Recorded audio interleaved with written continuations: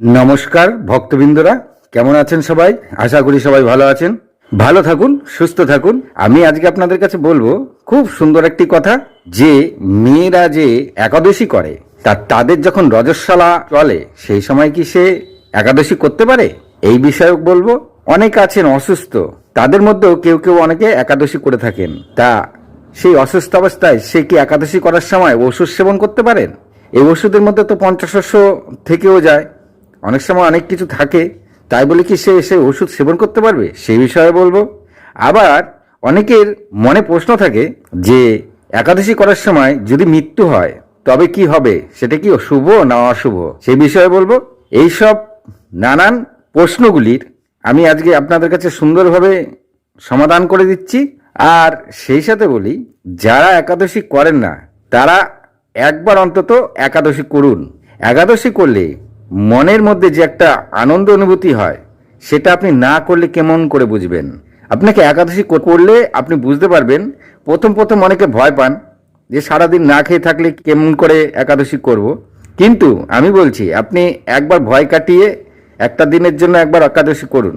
অনেকে আছে বছরে একবার একাদশী করে, অনেকে আছে বাড়ির বাবা মা মরলে একটা বছরই একাদশী করে, তারপরে আবার যেমনকে সেমন চলে। শাস্ত্র অনুসারে এই একাদশীর কোনো বিধি নিয়ম নেই, আপনি যখন খুশি যে কোনো একাদশী থেকে একাদশী শুরু করতে পারেন, কোনো অসুবিধা নেই। আর আপনি একাদশী করুন এবং আপনার সন্তানদের একাদশী করার জন্য উৎসাহ দিন। একাদশী করলে পরে কিন্তু শরীর সুস্থ থাকে এবং পূর্ণতা অর্জন হয়। একবার ভয় কাটিয়ে একাদশী করুন, এটা আমাদের হিন্দু শাস্ত্রে বহু প্রাচীনকাল থেকে চলে আসছে। এই যেমন আমি একটা কথা বলি, আমাদের শাস্ত্রে বর্ণিত আছে যে আমরা যে ছুটি করি এখন, আমাদের দেখুন আমাদের ছুটি কবে হয়? রবিবার ছুটি হয়। আসলেও কি আমাদের রবিবার করে ছুটি হতো? শাস্ত্রে আছে আমাদের ছুটি হতো, মানে বহু প্রাচীনকালে আমাদেরও ছুটি হতো। সবাই কাজ করত, তখনও কাজ করতো, এখনো করে। তখনও মানুষের জীবন কর্মব্যস্ত ছিল, এখনো কর্মব্যস্ততেই আছে, কিন্তু সেটা খানিকটা তফাতে আছে। তারা একরকম ব্যস্ত ছিল, আজকে আমরা একরকম ব্যস্ত হয়ে আছি। কিন্তু আমরা ছুটি করি রবিবার করে, সপ্তাহে একদিন ছুটি হয় রবিবার। কিন্তু সেই সময় কি ছুটি হতো? এরকম প্রশ্ন অনেকের থাকে। তো আজকে আমি খুব সুন্দর একটা কথা বলছি আপনাদের কাছে, তখনও ছুটি দেওয়া হতো। কেমন? এই যে আমরা একাদশী করি, এই একাদশীর দিন ছুটি হতো আর দ্বাদশীর দিন ছুটি দেওয়া হতো। 15 দিন অন্তর অন্তর শুক্লপক্ষের একাদশীতে 2 দিন ছুটি ছিল, আর কৃষ্ণপক্ষের একাদশীতে 2 দিন ছুটি ছিল। একাদশের দিন ছুটি আর দ্বাদশের দিন ছুটি ছিল, তারপরে আবার যে যার কাজে চলে যেত। সেটা 15 দিন অন্তর অন্তর। সেটা বর্তমান যুগে কেমন চেঞ্জ হয়ে আজ আমরা রবিবারে ছুটি করি। রবিবার কিন্তু হিন্দু শাস্ত্রের কোনো ছুটির নিয়ম নেই, আর রবিবার ছুটির নিয়ম আমাদেরও না। এটা অন্য ধর্মের নিয়ম আমাদের উপরে চাপিয়ে দেওয়া হয়েছে। সেটা আপনি আমাদের শাস্ত্রগুলি ভালো মতন পড়লেই বুঝতে পারবেন। হরে কৃষ্ণ, চলুন শুরু করি। খুব সুন্দর কথা বলবো আজকে, যে রজস্বলা থাকাকালীন মেয়েরা একাদশী করতে পারবে কিনা। চলুন শুরু করি। অনেকের মনে প্রশ্ন থাকে যে মাসিক চলাকালীন কি একাদশী করা যাবে? অর্থাৎ মেয়েদের প্রত্যেক মাসে মাসিক হয়েই থাকে, আর এই মাসিক চলাকালীন যদি একাদশী তার মধ্যে পড়ে যায়, তাহলে কি সেই স্ত্রী লোক কি একাদশী করতে পারবে? চলুন সেটা আমরা ভালো করে জেনে নিই। শাস্ত্র অনুযায়ী মেয়েরা রজস্বলা হলো অসুবিধা নাই। তাহলে বোঝা গেল মেয়েরা যদি রজস্বলা থাকে অসুবিধা নাই, সে এই একাদশীর ব্রত পালন করতে পারবে। কিন্তু শুধু ভগবানের কোনো সে কার্য করবে না। মানে রজস্বলা থাকাকালীন যদি একাদশী পড়ে, তাহলে একাদশীতে নিয়মবিধি যা যা আছে সব পালন করবে, খালি ভগবানের ঘরে ঢুকবে না বা ভগবানের কোনো কার্য সে করবে না।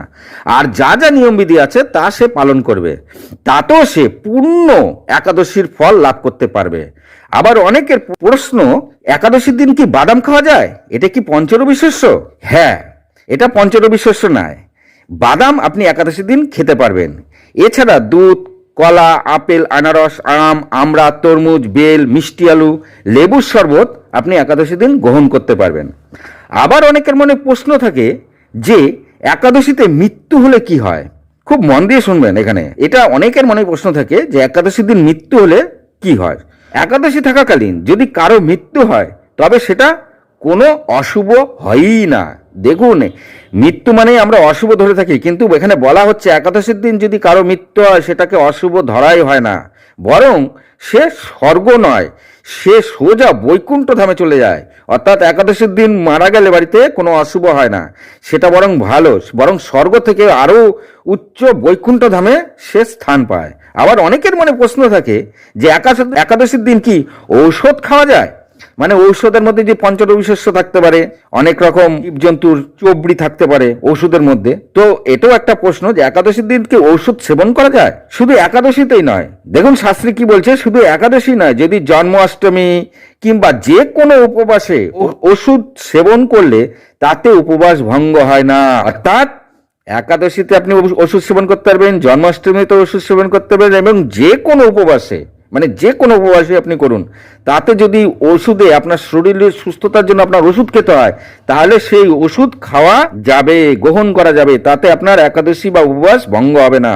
অর্থাৎ একাদশীতে ওষুধ সেবন করলেও একাদশীর ফল নষ্ট হয় না। এগুলি সবই হরিভক্ত বিলাস, জৈব ধর্মগ্রন্থ বা মহাভারত শাস্ত্রে উত্তরাখণ্ডে এসব সব উল্লেখ আছে।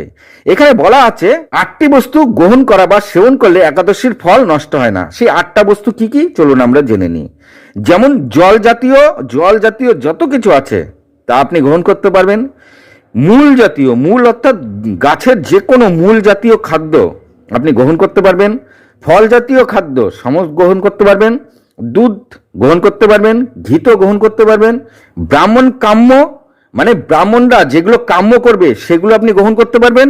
এবং গুরুদেবের বচন, অর্থাৎ গুরুদেব যেগুলো আপনাকে গ্রহণ করতে পারবে সেগুলো আপনি গ্রহণ করতে পারবেন। না, গুরুদেবের বচন মানে গুরুদেব যদি বলে এটা খেতে পারবে, তবে তুমি সেটা খেতে পারবে, তাতে একাদশীর ফল নষ্ট হয় না। তাই বলেছে গুরুদেবের বচন ও ঔষধ। তাহলে এখানে ঔষধের কথা উল্লেখ করা রয়েছে। এই ঔষধের জন্যই আমি এটা আপনাদেরকে বললাম, কারণ ঔষধের মধ্যে অনেক কিছু থাকতে পারে, পঞ্চরবি শস্য থাকতে পারে, প্রাণীর যে কোনো কিছু চবড়ি জাতীয় জিনিস ঔষধে থাকতে পারে। তা আমাদের শাস্ত্রে উল্লেখ করা আছে যে ঔষধ আপনি সেবন করতে পারেন, তাতে একাদশী বা কোনো উপবাস ভঙ্গ হবে না। যদি কোনো ঔষধে পঞ্চরবি শস্য মিশ্রিত থাকে তবুও অসুবিধা নাই, তা গ্রহণ করা যাবে, কারণ ঔষধে নানা দ্রব্য থাকতেই পারে। তবে ঔষধে পঞ্চরবি শস্য গ্রহণ হয়ে গেলেও এরকম ভেবে একাদশী হলো না, এরকমই আপনারা কখনোই ভাববেন না যে আমার পঞ্চরবি শস্য সে ঔষধের সঙ্গে আমার শরীরের মধ্যে প্রবেশ করে গেল, আমার হয়তো আর একাদশী হলো না, এরকম কিন্তু ভাববেন না। কারণ শাস্ত্রে ঔষধ সেবন করা যাবে এরকম বলা হয়েছে, তাতে যাই থাক। আর সেটা ওষুধ হিসাবেই গ্রহণ করছেন, কোনো রবি শস্য ভেবে গ্রহণ করছেন না। তাই ওষুধ যা দিয়ে হোক, মানে যা দিয়েই সেটা তৈরি করা হোক, তা সেটা ঔষধেই, তাই একাদশী ভঙ্গ হয় না। সনাতন হিন্দু ধর্মে এই একাদশী যুগ যুগান্ত ধরে পালিত হয়ে আসছে। এই একাদশী মাসে দুবার পালিত হয়, একটি শুক্লাপক্ষে একাদশী আর একটা হচ্ছে কৃষ্ণপক্ষের একাদশী।